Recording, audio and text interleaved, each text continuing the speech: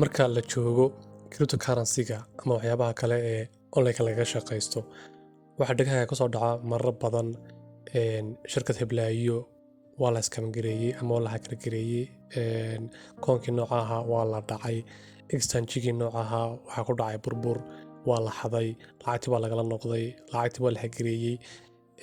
ama waxaas waa scam waxaas waa nooca hackers waa ku dhacay dhagahaagu in badan bay maqleen markaad ku jirto baraha bulshada ama isticmaalayso weli ma isweydiisay waxaana waxyaaba kala duwan yihiin iyo sida ugu shaqeeyaan iyo waxay yihiin iyo weliba meelaha laska soo galo ee lasku gaado iyo waxyaabaha ay tahay dadku inay ka taxadiraan halkan waxaan kula wadaagi doonaa most common scams in cryptocurrency shanta qaybood ee ugu waaweyn ee scamska loo yaqaano ama tuugada cryptocurrencies-ka shanta ugu waaweyn ma halkan kula wadaagi doonaa marka kiina koowaad wuxuu noqonayaa Ponzi and pyramid schemes marka kuwani marka mid walba wuxuu leeyahay xeelad iyo xal uu raadinayo oo uu ku soo galo dadka u dhacayo ama shirkad ha ahaato ama cryptocurrency ha ahaato coin ka mida ama exchange ha ahaato ama wallet wuxuu doonaa ama qof shakhsiya oo yacni isticmaalaya oo dadka users ka mida cryptocurrency ah qofku doonaba ha noqdee waxay isticmaalaan kuwani xeelado iyo tawooyin kala duwan oo qofka ku soo geliyaan marka dadku waxa muhiim ah inay yaqaanaan cadawgooda ama cidda tuugada ku ah marka la joogo cryptocurrency-ga dadka cadawga ku ah ay tahay iska ilaaliyaan xeeladaha ay ku soo geliyaan qofku inuu barto waa qasab weeye halkan waxaan kula wadaagayaa markaa 5 toogo caansan ee most common scams in cryptocurrency marka kuwaaniga yidhi waa Ponzi and pyramid schemes marka maxay isticmaalaan marka lagu leeyahay fraudsters waa dadka yaa khiyaamolayaasha promise high returns waxay ku ballan qaadayaan yacni waxaan ku sheegay xeeladaha isticmaalaya marka waxay ku ballan qaadayaan high returns dhaqaale aad u sarreeyo oo ay ku soo celinayaan high returns dhaqaale aad u sarreeyo oo ay ku soo celinayaan but laakiin by all the investors using new investors money rather than the actual profit waxa lagu leeyahay waxay isticmaalayaan halka iyagoo xeeladooda ahayd inay ku soo celiyaan lacag aad u sarreysa waxay isticmaalayaan dadkii hore ee maal gashaday lacagtoodii bay dib ayay ku siinayaan waxaan ka wadaa dadkii lacagaha hore bixiyey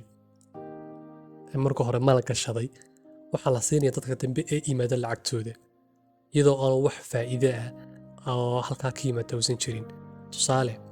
hadda qof ama 2 qof baa marka hore soo galay 3 qof baa ka daba yimiday 3 qof ka daba yimiday lacagtay bixiyeen baa la siinaya 2 qof hore dadka hore mar walba waxay noqonayaan dad iyagu markaa faa'iido yar gaara si loo helo dad badan oo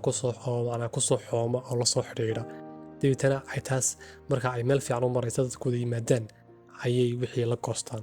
marka tusaale ahaan midkii la odhan jiray BitConnect 2016 iyo 2018 wuxuu ahaa mid inta badan shaqayn jiray oo labadaas sano u dhaxeeyay dadka maal gashay marka waxa loo ballan qaaday with high daily returns lacago badan oo maalin walba heli jireen laakiin lacagahaas heli jira waa lacago uga yiminayay dadka marka dambe soo gala dibadda marka dhacdana collapsed when new investment stopped wala joojiyay marka dambe oo lacagta wala bixino sida ku qaateen marka xeeladan waa xeelad ka mid ah xeeladaha ay ku soo galaan qofka inay ku yiraahdaan lacag baan ku siinaynaa damaanad qaad ballan qaad ay ku sameeyaan lacag badan marka dadka ugu horeeya yara siiyaan lacago fiican diidan dadku waa ku soo xoomaan marka ku soo xoomaan dadka la soo wada galaana lacagihii bay la baxaan hada calaamadaas waxa weeye BitConnect xilligu shaqayn jiray app-kaasi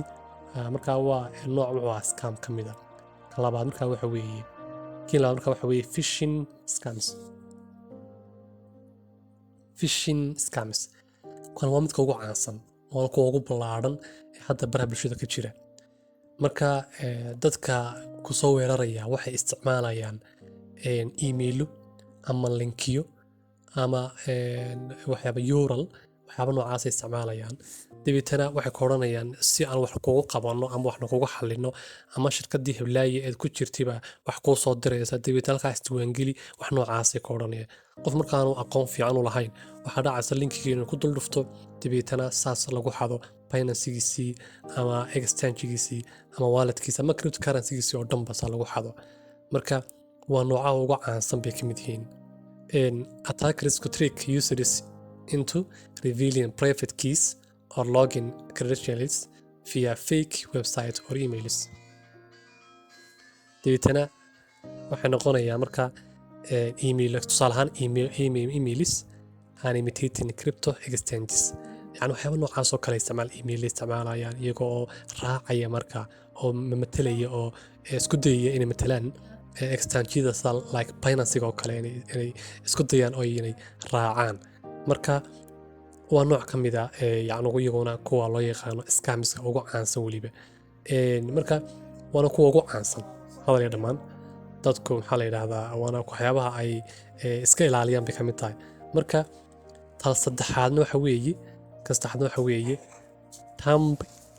waxaan ku wadaa Pump and Dump schemes. noocani iyaguna waa qaar ka mid ah kuwa iyaguna ugu caansan. Pump and Dump oo la yaqaano schemes. waxaa jirna group of artificials inflated tokens price with hype and then sell off, leaving the late investors with worthless assets. dad groupa oo samaysanaya token bay samaysanaya qiimihiisana aad ayay markaa loo dalacaya with hype iyagoo xayeysiinaya dabeedna way iibinayaan. dabeedna dadkii late investors dadkii marka dambe soo galay waxaa ku dhacaysa inay waxoogi waayaan. marka horaa lacag loo soo samaynaya, marka dambena dadkii xagga dambe ka soo galay wixii bay waayeen. waa la xayeysiinaya, xayeysiis badan baa la samaynaya, qiimi baa kor loo dalacaya, token fiican baa la samaynaya. dabeetana dadka waxaa ku dhacaya dadkiina soo yaacaan.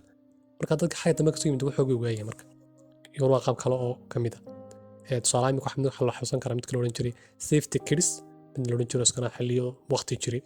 oo marka burbur baa ku dhacay marka dambe iyaguna waa la xaday. waayahay kiina afraad marka waxa weeye waxaa loo yaqaanaa rug pulse. developers create a fake crypto project, mawduuc crypto oo been ay samaynayaan. raise funds, marka lacaga badan baa la gashanaya and then disappear with investors money. dadkii maal gashanay lacagooda waa lala baxaya.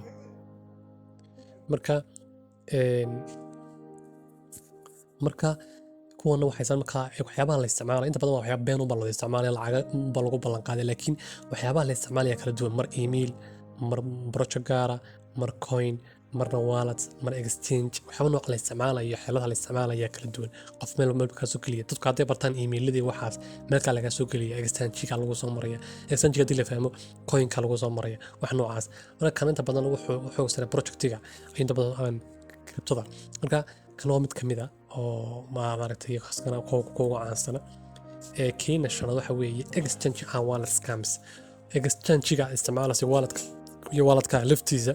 ayaa waxaa lagu sameynaya kuwa beena lagu soo abuuraya, iyagoo markaa raacaya oo kan kalama dhigaya kuwa sida kuwa caadiga iminka Binance-ga, Coinbase, CoinEx,